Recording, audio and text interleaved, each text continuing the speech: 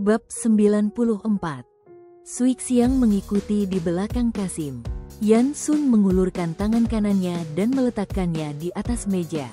Suixiang berlutut, kerudung menutupi sebagian besar wajahnya, dan dengan poni yang disisir ke bawah, bahkan matanya tidak terlihat. Dengan kepala tertunduk, tatapannya seperti air mengalir yang menyapu semuanya seperti badai salju. Itu adalah tangan yang sama yang dikenalnya, kurus dan pucat. Ada banyak kapalan yang terbentuk dari bertahun-tahun memegang pisau dan jari kelingkingnya terpotong. Bahkan kulit barunya telah lapuk selama bertahun-tahun, membentuk bekas luka yang jelek. Dia hanya tertegun sebentar sebelum kembali bertugas. Dia menekan tangannya untuk merasakan denyut nadi kaisar. Yan Sun tidak bisa tidak terkejut dengan seberapa cepat dia menyesuaikan diri. Terlalu banyak dokter yang akan tercengang ketika melihat tangannya, tetapi wanita ini tidak menemukan sesuatu yang salah.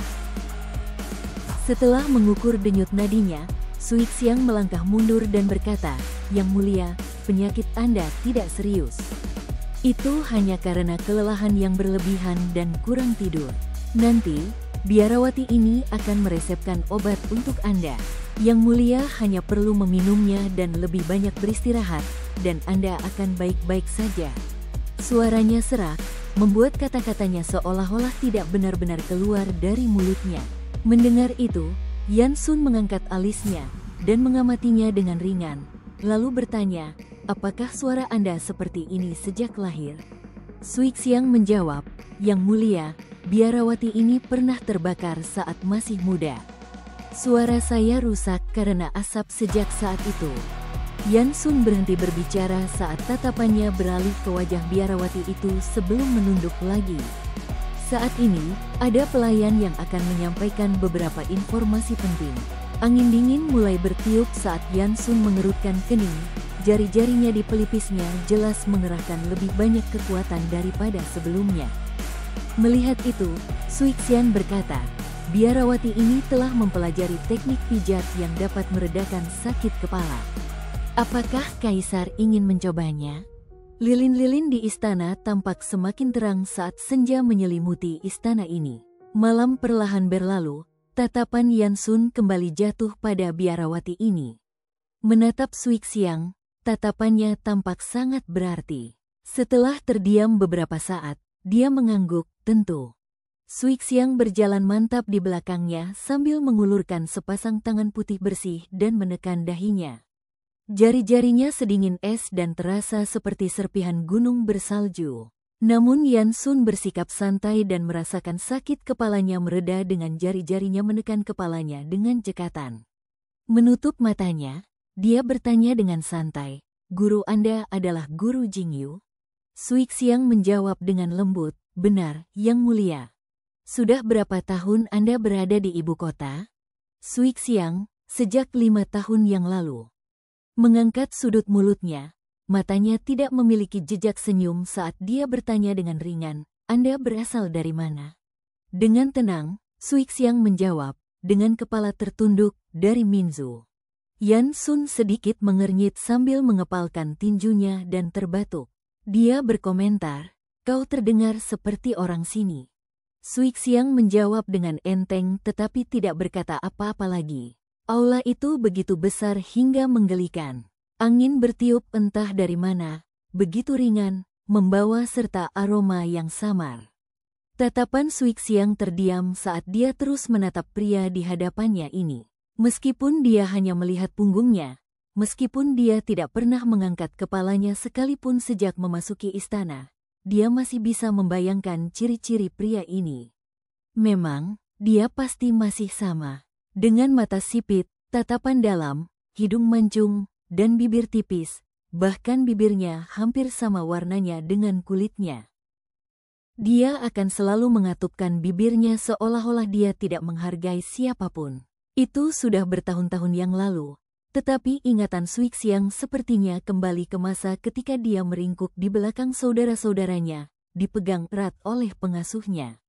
Dia bisa melihat anak laki-laki muda itu berjalan mendekat bersama anak-anak lainnya. Sementara anak-anak lain menangis atau menahan air mata, Hanya dia yang memiliki senyum cerah dan mata jernih, sama sekali tidak takut disandera. Melihatnya yang menatapnya dari kerumunan, dia bahkan mengedipkan mata padanya. Sejak saat itu, ada serangkaian kebahagiaan. Meskipun istana itu begitu besar dan ada begitu banyak orang, matanya hanya bisa menahannya. Dia masih muda, dan istana itu sangat besar untuk seorang gadis kecil seperti dia.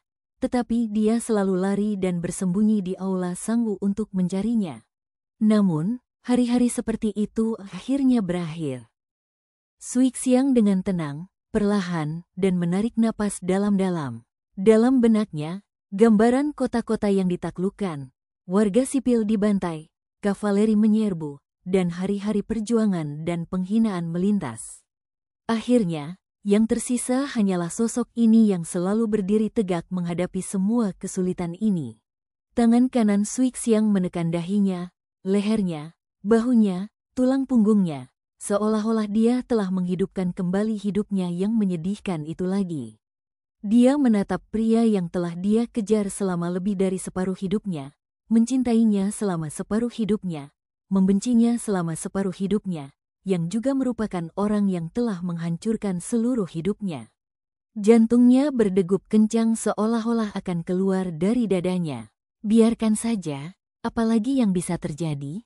Bukankah ini yang terbaik? Dia menanggung perjuangan, melewati penghinaan seperti itu, menanggung kesulitan seperti itu, dan bukankah saat ini yang dia inginkan? Pada saat itu, tatapan tajam memasuki matanya saat pergelangan tangannya bergerak, dan kilatan keperakan muncul dari lengan bajunya dan jatuh ke telapak tangannya. Mata Yan Sun tiba-tiba menyala. Di matanya yang dalam, dia sepertinya telah memahami sesuatu. Seorang pelayan kebetulan membawa batu bara ke dalam ruangan, bermaksud menyalakan api di perapian di belakang. Yan Sun mengerahkan tenaganya ke kakinya dan menarik karpet dengan keras. Saat itu, pelayan itu terjatuh, dan keranjang berisi batu bara panas itu jatuh tepat di antara Yan Sun dan Suixiang. Pada saat itu, orang-orang di istana berteriak ketakutan, dan bahkan Suixiang benar-benar terkejut dengan kejadian yang tiba-tiba ini. Yan Sun mengambil kesempatan ini untuk menjauhkan diri. "Kemarilah, seseorang kemari." Kasim itu sangat putus asa saat dia berlari ke Yan Sun dan menepuk-nepuk Yan Sun, khawatir dia akan terbakar. Pelayan itu sudah sangat takut hingga dia pingsan. Penjaga itu menyerbu masuk dan menekannya karena takut pembunuh ini mencoba hal lain. Bahkan saat kekaisaran perlahan-lahan menuju perdamaian, selalu ada pembunuh yang tidak peduli dengan nyawa mereka sendiri di istana Yan. Terlepas dari apakah itu loyalis kekaisaran Xia atau anggota rahasia Datong yang telah menutupi jejak mereka, mereka semua telah mencoba segala macam pembunuhan. Istana menjadi kacau balau. Semua orang pucat seolah-olah mereka menghadapi musuh yang tangguh. Mereka takut kaisar akan mulai menyalahkan orang-orang atas masalah ini. Namun, Yan Sun sama sekali tidak mengatakan apa-apa. Dia hanya mengerutkan kening. Dia tampak agak bingung, seolah-olah dia ingin mengajukan banyak pertanyaan. Pada saat yang sama, dia tampak seperti tidak tahu harus berbuat apa.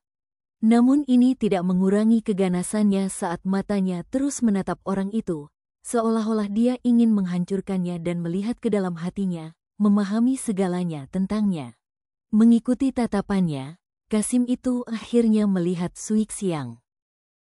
Sementara para pelayan sibuk melindungi kaisar, dia hanya berdiri di sana dengan kulitnya yang pucat.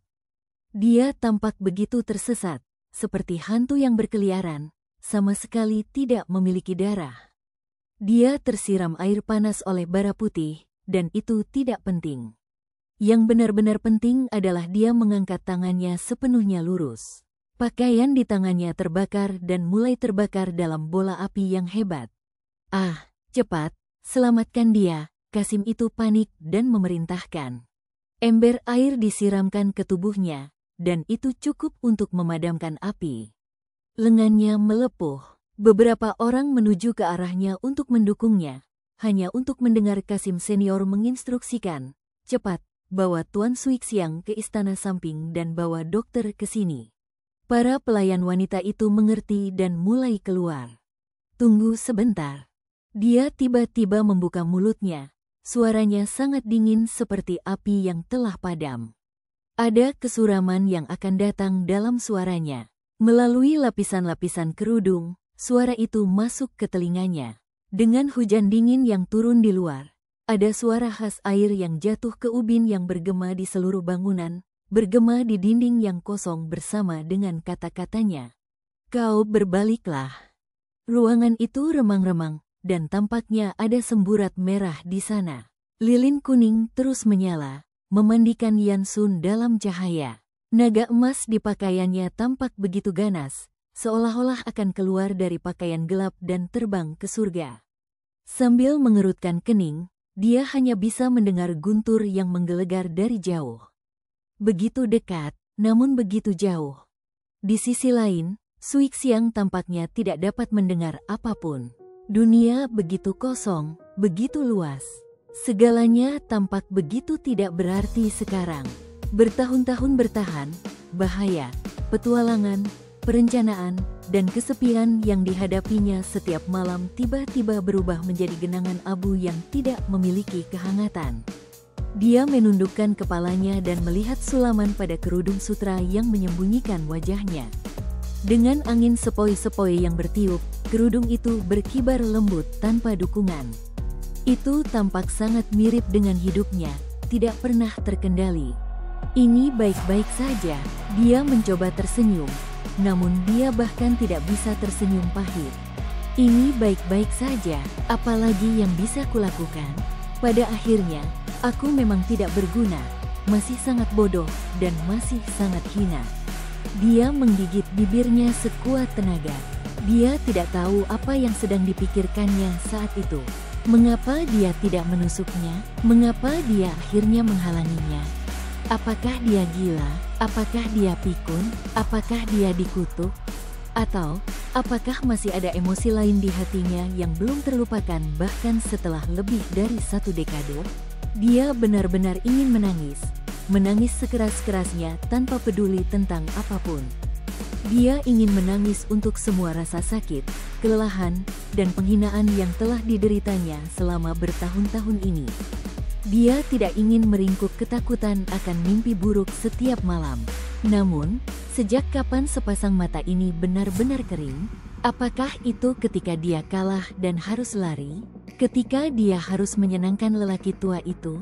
Atau apakah itu ketika pakaiannya dirobek oleh sekelompok babi itu?